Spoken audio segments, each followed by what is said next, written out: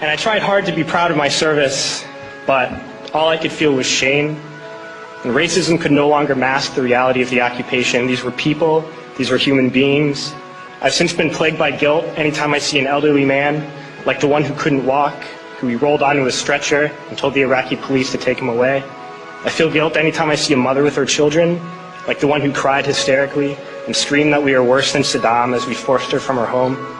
I feel guilt anytime I see a young girl, like the one I grabbed by the arm and dragged into the street. We were told we were fighting terrorists. The real terrorist was me, and the real terrorism is this occupation. Racism within the military has long been an important tool to justify the destruction and occupation of another country. It has long been used to justify the killing, subjugation, and torture of another people. Racism is a vital weapon employed by this government. It is a more important weapon than a rifle, a tank, a bomber, or a battleship. It is more destructive than an artillery shell, or a bunker buster, or a Tomahawk missile. While all those weapons are created and owned by this government, they are harmless about people willing to use them. Those who send us to war do not have to pull a trigger or lob a mortar round. They do not have to fight the war, they merely have to sell the war. They need a public who is willing to send their soldiers into harm's way. They need soldiers who are willing to kill and be killed without question. They can spend millions on a single bomb, but that bomb only becomes a weapon when the ranks of the military are willing to follow orders to use it. They can send every last soldier anywhere on earth, but there will only be a war if soldiers are willing to fight. And the ruling class, the billionaires who profit from human suffering, care only about expanding their wealth, controlling the world economy.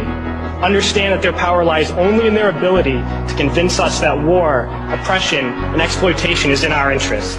They understand that their wealth is dependent on their ability to convince the working class to die to control the market of another country. And convincing us to kill and die is based on their ability to make us think that we are somehow superior.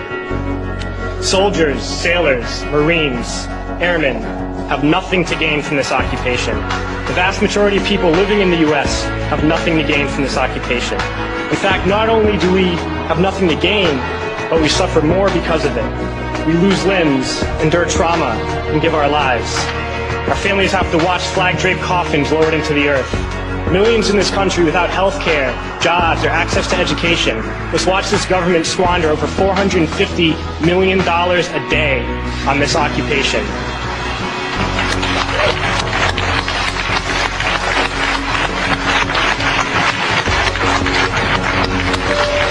Poor and working people in this country are sent to kill poor and working people in another country to make the rich richer.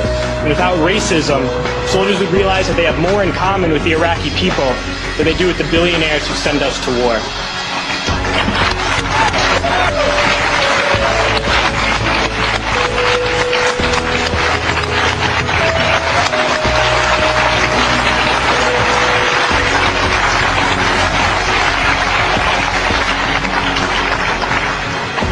I threw families onto the street in Iraq, only to come home and find families thrown onto the street in this country, in this tragic and unnecessary foreclosure crisis.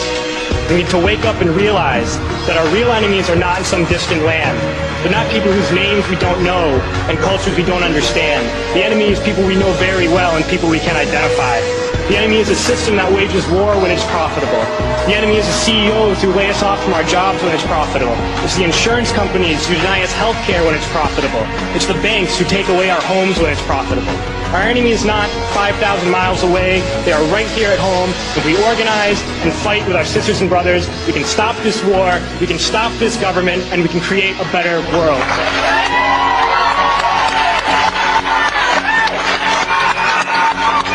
快手，拥抱每一种生活。